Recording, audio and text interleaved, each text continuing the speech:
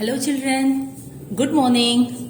So today's class for English subject we are starting with unit 3 and the name of the lesson is Two Friends. Okay, so before we start with the lesson we have a small riddle here. Okay, riddle ಅಂದ್ರೆ ಅದರೊಳಗಡೆ ಒಂದು ಅರ್ಥ ಇರ್ತದ, ಯಾವುದಾದ್ರೂ ಒಂದು ಹೆಸರು ಇರ್ತದ. ಆ ರಿಡಲ್ ಒಳಗೆ ಕೊಟ್ಟಿರುವಂತ ಕ್ಲೂಸ್ ಅನ್ನ ನೀವು ಅರ್ಥ ಮಾಡಿಕೊಂಡು ಅದ್ರೊಳಗೆ ಯಾವ ಹೆಸರು ಅಡಿಗೆದ ಅಂತ ಹೇಳಿ ನೀವು ಹೇಳಬೇಕು. Okay, shall we read it? Okay. I am a worm. I live on a farm. I am the friend of a farmer. I make the soil fertile. Who am I? So it is a worm. It will live in a farm. ಅಂದ್ರೆ ಹೊಲದಾಗಿರ್ತದ, ಹುಳದ ಹೊಲದಾಗಿರ್ತದ.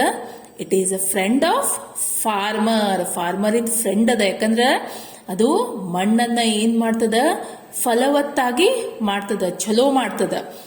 I make the soil fertile. Who am I? So it is an earth worm. EARTH, earth, WORM. You can see here in this picture earthworm, and also here the clue is given. Okay, next we will start with the lesson. So what you have to do, you have to take textbook, take a pencil and keep it in front of you and start reading along with me. And which all words are difficult for you, you have to underline them. ನೀವೇನ್ ಮಾಡಬೇಕು, ನನ್ನ ಜೊತೆನೆ ಓದ್ತಾ ಓದ್ತಾ pencil ತಗೊಂಡು ಯಾವ words ನಿಮಗೆ ಓದ್ಲಿಕ್ಕೆ ಕಷ್ಟ ಆಗ್ತದೋ ಅವನ್ನ ನೀವು ಅಂಡರ್ಲೈನ್ ಮಾಡಬೇಕು. ಮುಗಿದಾದ್ಮೇಲೆ, ನಂದು ಎಕ್ಸ್ಪ್ಲನೇಷನ್ ಮುಗಿದಾದ್ಮೇಲೆ ಮೊಬೈಲ್ ಪಕ್ಕಕ್ಕಿಟ್ಟು ಆ ವರ್ಡ್ಸ್, ಯಾವ ವರ್ಡ್ಸ್ ನೀವು ಅಂಡರ್ಲೈನ್ ಮಾಡಿರ್ತೀರಲ್ಲ ಅದನ್ನ ಮತ್ತೆ ಮತ್ತೆ ಪ್ರಾಕ್ಟೀಸ್ ಮಾಡಬೇಕು. Okay. Two friends. Who are they? Rohan and Sohan were passing through a forest to reach Mohan's house on the other side of the forest. So Rohan and Sohan were passing through the forest. ಇಲ್ಲಿ ನೋಡ್ಲಿಕ್ಕತ್ತಿರಲ್ಲ ನೀವು, ಇದು forest ಅದ, ಅದ್ರ ಒಳಗಿಂದ ಹಾಯಿಸಿ ಅವರು ನಡ್ಕೊಂಡು ಹೋಗ್ಲಿಕ್ಕತ್ತಾರ. ಎಲ್ಲಿಗೆ ಹೋಗ್ಬೇಕಾಗ್ಯದ ಅವರಿಗೆ? They want to go to Mohan's house which is on the other side of the forest. Forest ಇಂದ ಆ ಕಡೆಗೆ ಎಲ್ಲಿ ಏನಿರ್ತದ, ಮೋಹನಂದು ಮನೆ ಇರ್ತದ.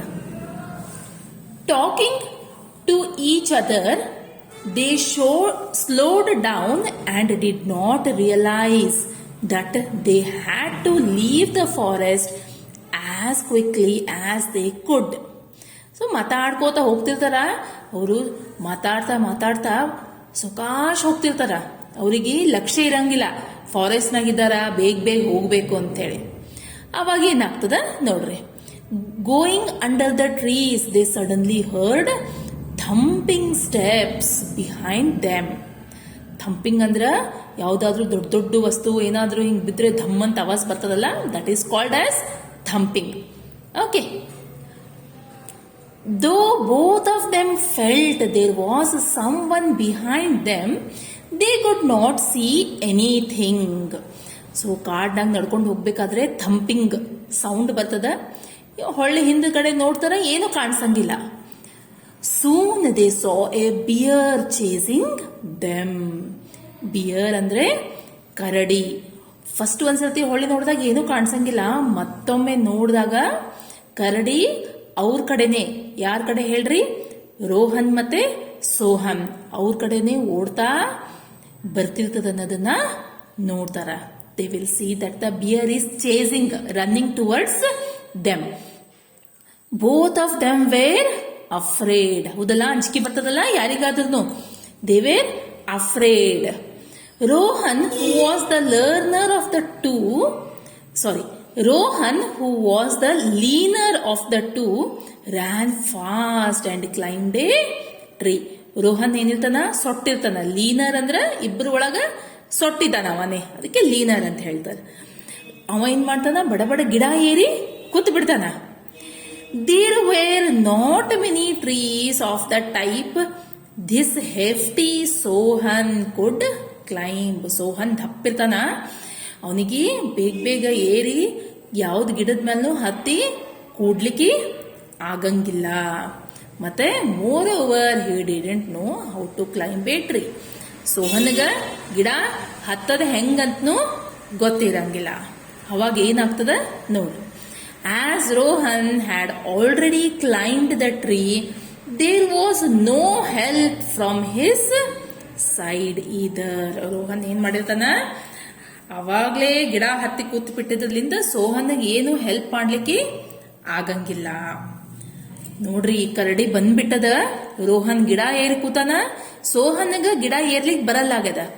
ಅವಾಗ ಸೋಹನ್ ಏನ್ ಮಾಡ್ತಾನ, realising that he had to help himself, Sohan stood and thought for a movement.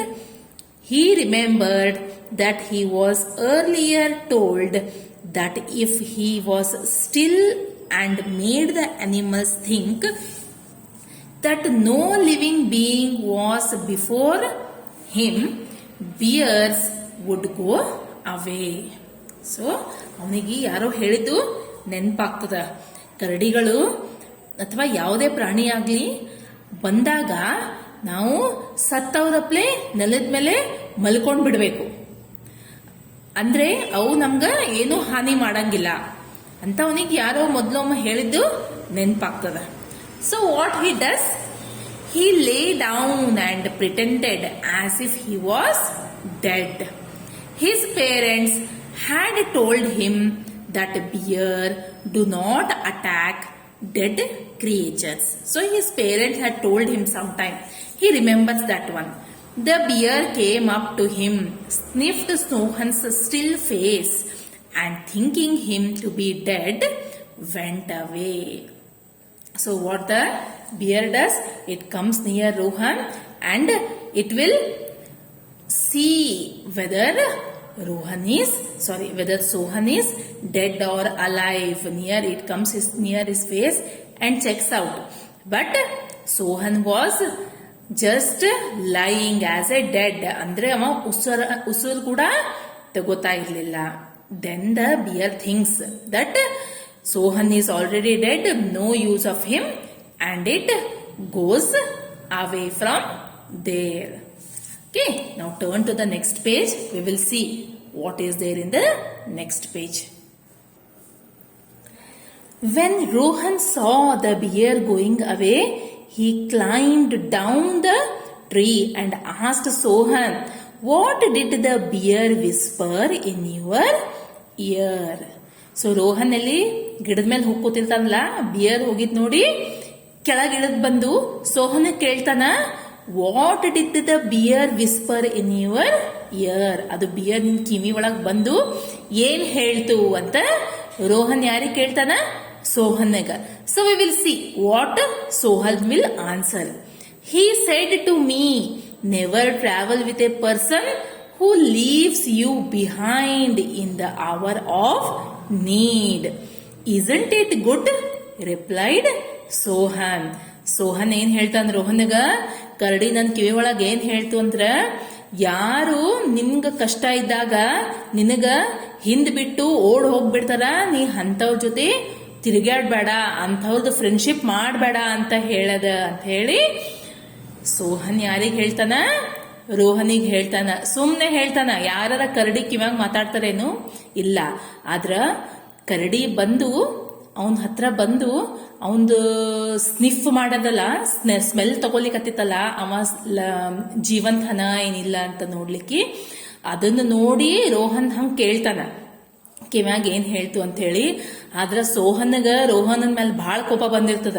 ಯಾಕಂದ್ರ ರೋಹನ್ ಅವನಿಗೆ ಕರಡಿ ಮುಂದೆ ಸಾಯ್ಲಿಕ್ ಬಿಟ್ಟು ತಾ ಏನ್ ಮಾಡಿರ್ತಾನ, ಬಡಬಡ ಹೋಗಿ ಗಿಡದ ಮೇಲೆ ಏರ್ ಕೂತ್ ಬಿಟ್ಟಿರ್ತಾನಲ್ಲ. ಅದಕ್ ಸೋಹನ್ ಏನ್ ಹೇಳ್ತಾನ, ಕರಡಿ ಏನ್ ಹೇಳದಂದ್ರ, ಯಾರು ಕಷ್ಟದ ಸಮಯ ಒಳಗ್ ನಿನಗ್ ಬಿಟ್ಟು ಓಡ್ ಹೋಗ್ತಾರ ಅಂತವ್ರದ್ದು ಫ್ರೆಂಡ್ಶಿಪ್ ಮಾಡಬೇಡ ಅಂತ ಹೇಳಿ ಸೋಹನ್ ರೋಹನಿಗೆ ಹೇಳ್ತಾನೆ. So what we will learn from this story is we should always help the person or people who are with us when they are in problem. ನಮ್ ಜೊತೆ ಯಾರು ಇರ್ತಾರ ಅವರು ಕಷ್ಟದಾಗಿದ್ದಾಗ ನಾವು ಎಲ್ಲೋ ಗಿಡದ ಮೇಲೆ ಏರ್ ಕೂತು ತಮಾಷೆ ನೋಡ್ಬಾರ್ದು, ಅವರಿಗೆ ಸಹಾಯ ಮಾಡಬೇಕು ಅನ್ನೋದನ್ನ ನಾವು ಈ ಪಾಠದಿಂದ ಕಲ್ಕೋತೀವಿ. Okay, so what you have to do is read the lesson once again, and these new words are there, no?